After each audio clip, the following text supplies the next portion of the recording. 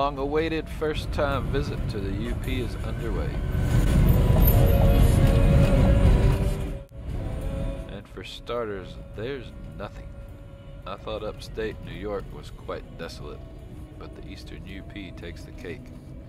Just 2 lanes and evergreens, on and on.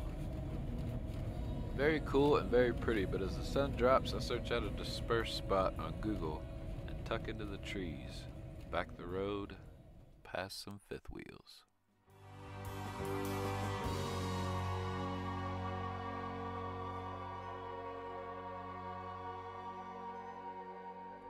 Well,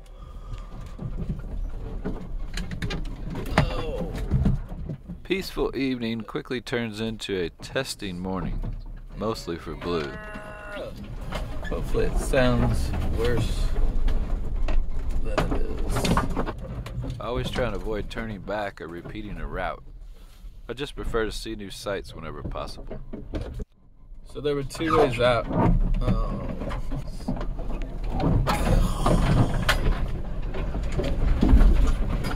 But there was only one spot to turn around. But it seemed like it made better sense to keep doing this. Now if this is blocked up here, I'd be highly upset. Oh. There's a fine line between protecting your overpriced RV and saying fuck it and making sure you venture where you want. These aren't the first scratches and surely won't be the last. Fuck. So, looks like we're going all the way back. God damn it. Yeah, look at that. So I'll follow that up with a brief, peaceful hike to Tequimian Falls and stretch the legs out.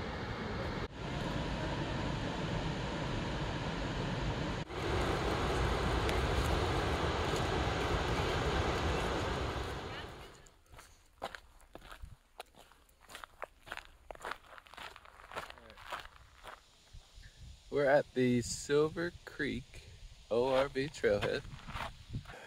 Trail Forks is sucking ass on finding trails. All trails seems to be doing better, and still, oddly enough, just a Google search for ORV trailheads returns the most results. So anyway, kind of found this one by chance. Curious to see where some of these roads go, because honestly, until now, 123 is all I've been on, and I see these offshoots, but most of them are driveways. So gonna take the little 250 out. This is just a quick little tour. So mountain bike helmet, mountain bike gloves, and tank top, which put on deodorant this morning without having to go up my shirt. Great little tan I'm gonna get. Why wouldn't everybody wear tank tops? So okay, I know this video quality sucks and I apologize. Occasionally I decide to do these quick WR tours and then stumble on something I believe is worth recording. Just in case someone's watching because they ride dirt bikes, then I figured they'd still appreciate the clips to see what the trails are like, even if they're a bit jumpy. So here's a quick tour.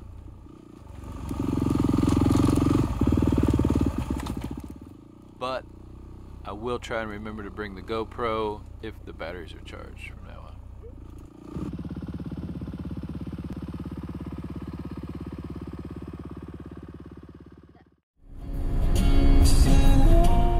I've been pretty adamant about taking my time since it's a rare luxury.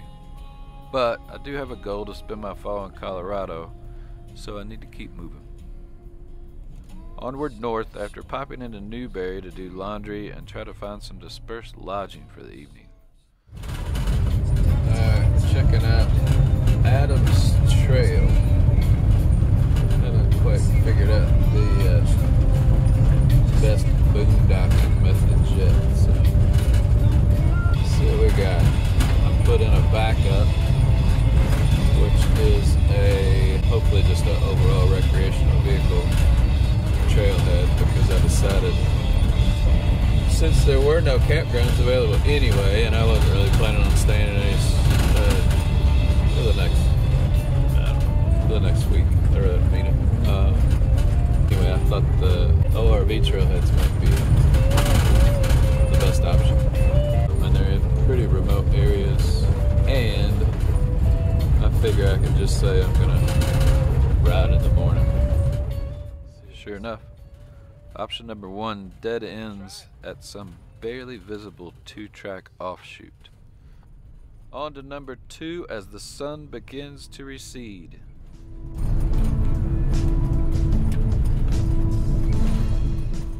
Some beautiful scenery along the way.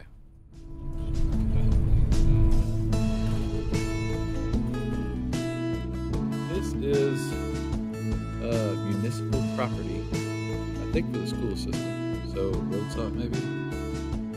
It also serves, which is what I'm banking on, as a snowmobile trailhead. That's what I'm gonna say.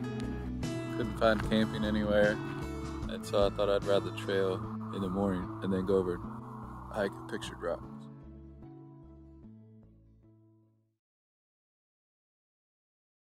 But not before some breakfast and a short hike to Miners Fall. It's a pristine trail through a hilly area, dense with trees.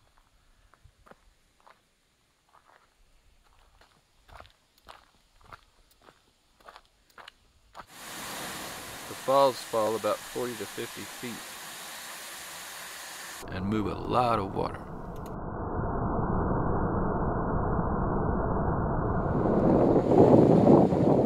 On to Pictured Rocks, a major tourist attraction, and for good reason.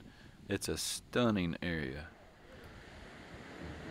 From the wooded hills to the 50 to 200 foot sandstone cliffs and the turquoise and turbulent waters of Lake Superior.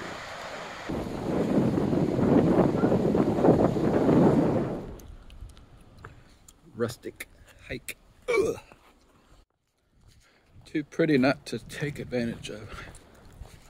And the weather is just, I mean, it's 67 degrees and big puffy clouds and blue skies. So it gets better than that. Oh, and the breeze off Lake Superior.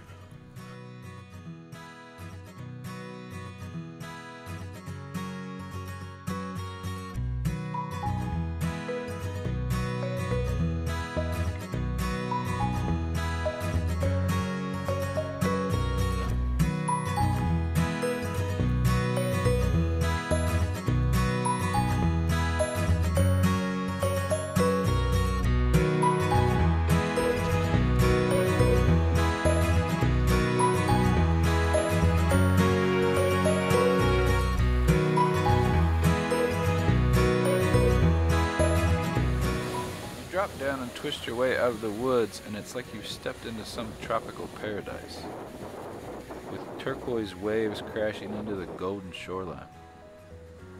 Then there's this inland freshwater pool that's been created by a depression in the beach. It's unbelievable.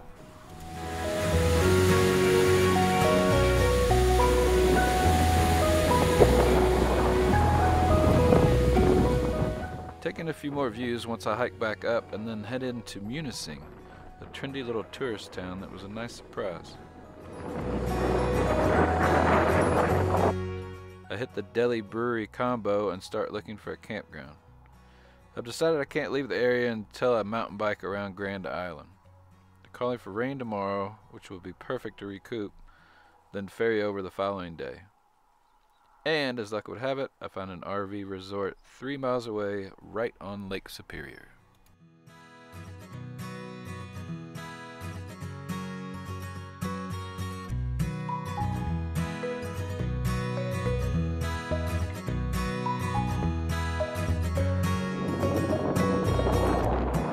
I chill out and enjoy the luxuries of unending electricity. And attract some seagulls with a drone.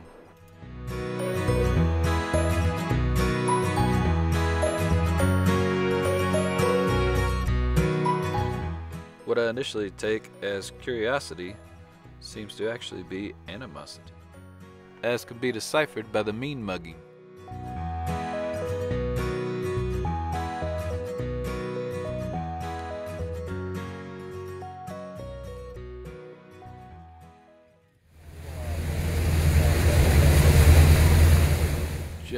managed to make the full noon ferry ride to Grand Island. It's split pretty evenly between maybe 25 people, half hikers and half bikers. I'm really looking forward to setting off on the trail. This is Merchandise Beach, which, best I can tell, there it is.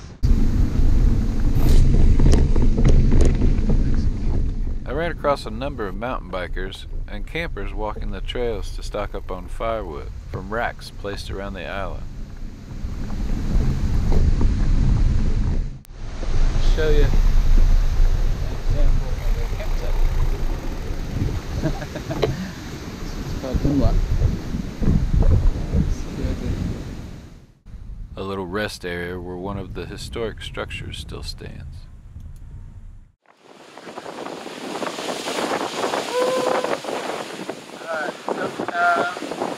Grand Island on the UP. That is Lake Superior. Indigenous Lake. That is Mountain Lake. And here is part of the lake. The reviews said this was empty. So I stayed an extra day at the RV resort, a mile, and then came home this morning. Barely. I got on the ferry at noon, barely, almost missed it. Tried to get ready.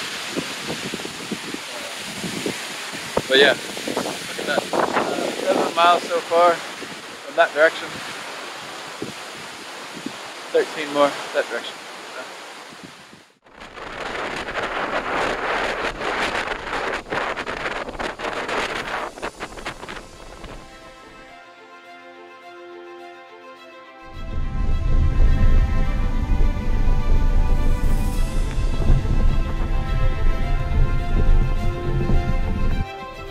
Happy day.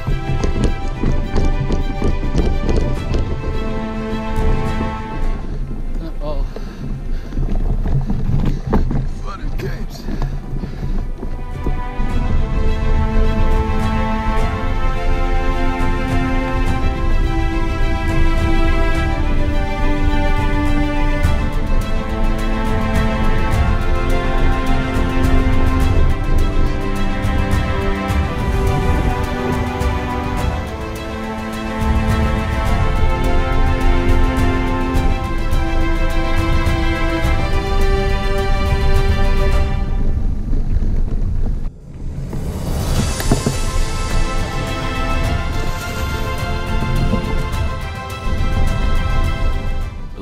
History on the island.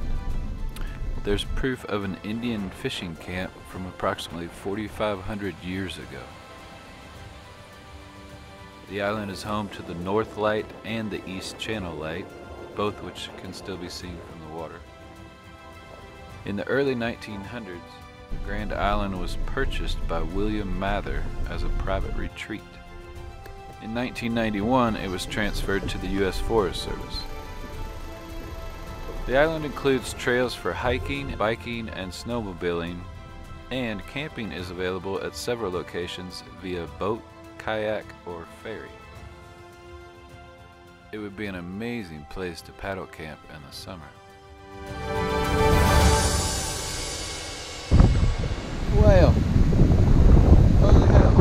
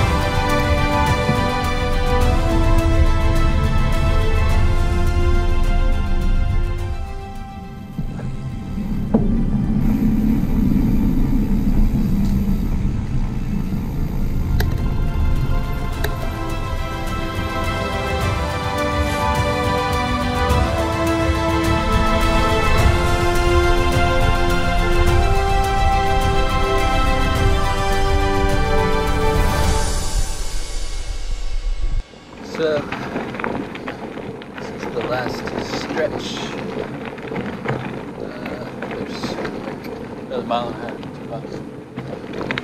Just kind of hugs the edge of this bay.